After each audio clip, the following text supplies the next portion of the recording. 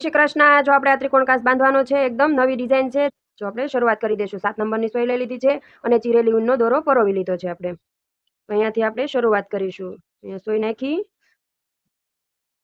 એ દોરો ખેંચી લેવાનો છે આવી રીતે, અને અહીંયા સામેની બાજુ નાખી દેવાનો છે આવી રીતે,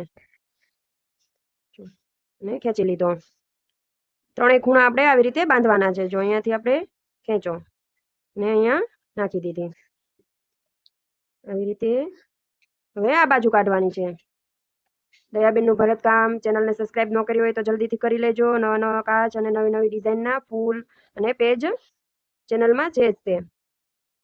હવે એક રાઉન્ડ પૂરો થઈ ગયો। હવે અહીંયાથી બીજો રાઉન્ડ શરૂ કરીશું। હવે આપણે બીજો રાઉન્ડ કરી લઈએ। આવી જ રીતે અહીંયાથી સોય નાખવાની છે। આખો વિડીયો જોવાનો અને ધ્યાનથી જોવાનું। હું વચ્ચે વચ્ચે કહેતી હોઉં કે આવી રીતના લેવાનું છે, આવી રીતના બાંધવાનો છે અને આવી રીતના હાલવાનું છે। એટલે તમે આખો વિડીયો સમજો તો તમને ખબર પડે કે કેવી રીતના બાંધ્યું છે અને કેવી રીતના આમાં હાલ્યા છે। આવી રીતે આપણે આખો રાઉન્ડ પૂરો કરવાનો છે। કેટલા નંબરની સોય લીધી, કેવો દોરો લીધો, એવી બધી માહિતી હું વચ્ચે વચ્ચે આપતી હોઉં। અહીંયા આપણે પૂરો થઈ જશે ત્રીજો રાઉન્ડ, બીજો રાઉન્ડ। જો આપણા બંને રાઉન્ડ પૂરા થઈ ગયા। હવે આમાં આપણે એકદમ નવી ડિઝાઇનથી બાંધવાનો છે। તો આવી રીતના અહીંયાથી આપણે સોય નાખવાની છે અને પાછી અહીંયા આવી રીતના દોરાની વચ્ચે રાખવાની છે સોય, અને આટી પડતી જશે। જો અહીંયાથી ને પાછી અહીંયા આવી રીતના નાખવાની અને આટી પડતી જશે। આખા કાચમાં ફરતે આપણે આવી બોર્ડર કરી લેવાની છે। જો અહીંયાથી નાખી સોય અને ખેંચી લીધી આવી રીતે।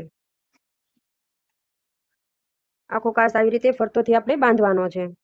એકદમ સરસ મજાનો આપણો આ ડાગલો બનશે।